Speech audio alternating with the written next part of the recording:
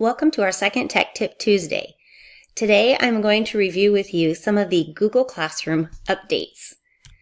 As many of you have noticed, Google Classroom looks a little bit different this year. And Google is notorious for rolling out updates and then all of a sudden these buttons just show up. So they rolled out some major updates to Google Classroom, and then last Friday they added some more updates. So existing versus newly created classrooms. If you had an existing Google Classroom and you spent some time this summer creating your classrooms for fall, they might look a little bit different. They've been updated some. Not all the new features are available, but you can opt into having a Classwork page. All the about links are still there, but they've been moved around the site. And there's an FAQ link to the email that can tell you where all that information went. For the newly created classrooms, those of you that have just decided to start a new classroom in the last 2 or 3 weeks, they will have all the updates shown in this video, and your About page now only has the class code. So bear with me as we just take a brief tour of what the new Google Classroom looks like.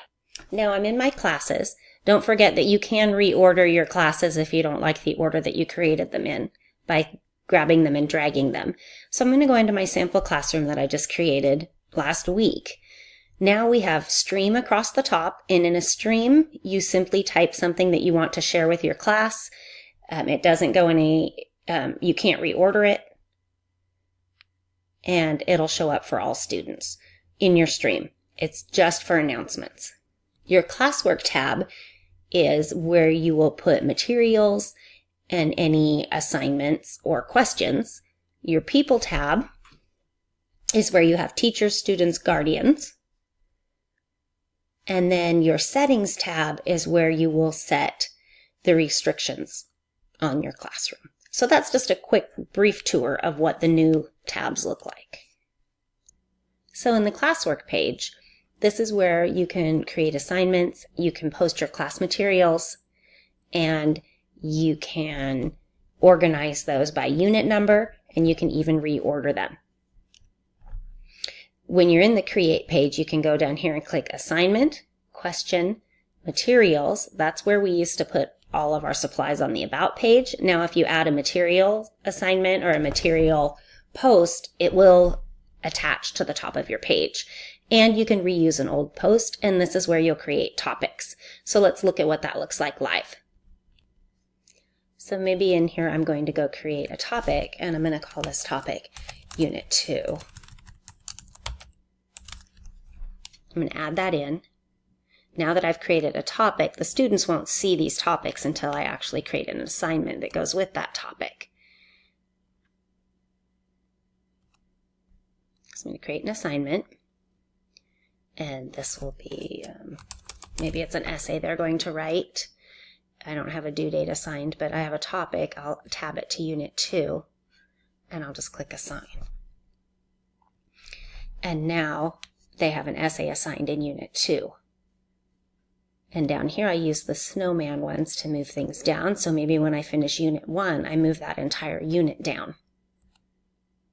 And here I can move just an assignment down within that unit. So it allows me a little bit more functionality than I had before. Now when students look at this, they actually have a tab up here. They don't have a Create tab. They have a My Work tab, and they can look and see all of the things that they need to do for their class. Now the next addition that they've added to Google Classroom is a new grading tool. Now in this grading tool, it allows you to create a comment bank for when you're scoring student work, a place where you can put their grade, a place where you can add in private comments, whereas before we would have to tab through on the left-hand column. So let's look at what that looks like live. So I'm in my introductory essay assignment, and I have an essay. I have one turned in. And here's my sample, what it used to look like before. I had made it worth 10 points. So now if I click on the student's essay, that essay comes up.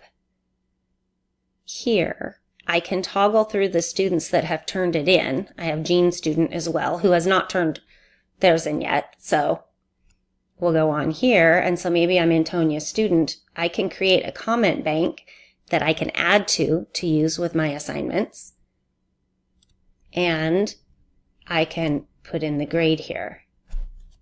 For that student, I can quickly add a private comment about their essay. Maybe I need to meet with them during class, and then I can return it to the student and go on to the next students within that page. So that's totally new in Classroom this year. Now, a new feature that I foresee using in the future would be this idea that you can copy a class. So you can choose a class and you choose the skinny snowman dots next to the class and you choose copy class. It takes it a few minutes, but what Google Classroom will do then is it'll copy the entire class, all of the class work that's been assigned with none of the work that's been done. So you could potentially take a class from one semester, copy it to the next semester, and have all of the assignments that you've given ready to go. Now, what it does is it keeps those assignments as a draft until you decide to use it. It's a pretty cool tool. I did it the other day with my sample class, and it took it a couple minutes to transfer over, and then I had a copy of my class.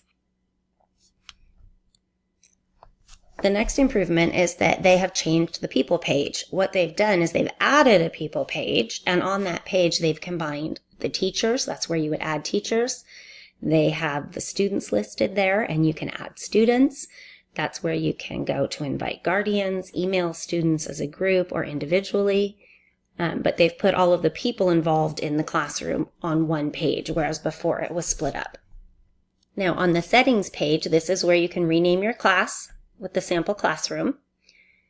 You can reassign a class code or post it largely on the screen. This is where you can decide what power you want to give students in that classroom. Right now, this classroom is set up so students can post and comment, but if you wanted to only allow the teacher to post, then you could choose from the drop-down menu. You could show the items that have been deleted, only teachers could see that, and then the guardian summaries. If you have not educated your parents on what the guardian summaries would look like from Google Classroom, or that's something that your team hasn't decided to do, I would recommend turning these off until you have it in place.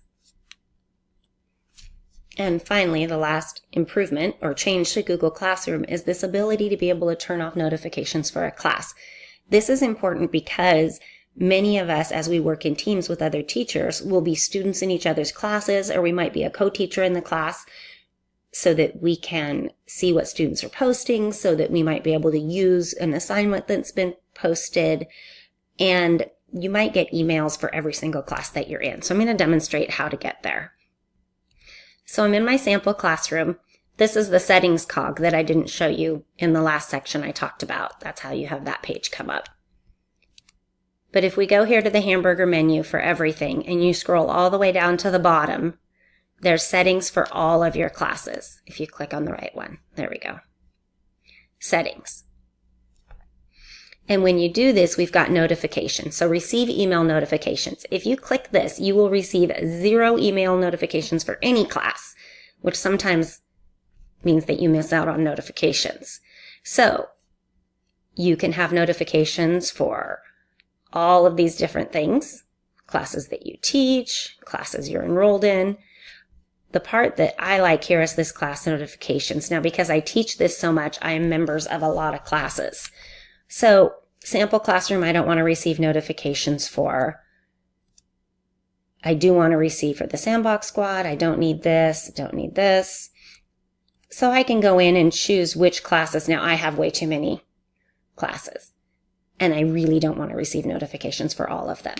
But again, this is in the hamburger menu, all the way down at the bottom, the settings cog. And that's where you turn them on and off. This is a great addition because before you could only do this if you were in the mobile app. And now you can do it in Google Classroom. If you have more questions about the Google Classroom updates, you can click on the link in the email we sent to Google's Back to School FAQ. Most of the things I've covered in this video are under the What's Changing for Back to School. But if you had further questions, like other changes that are coming, can you use Classwork with a class you already have? These were super helpful as I read through them in thinking about how to use Google Classroom effectively this year. So remember to subscribe to our YouTube channel for any more T3 videos this year, and have a great Tuesday.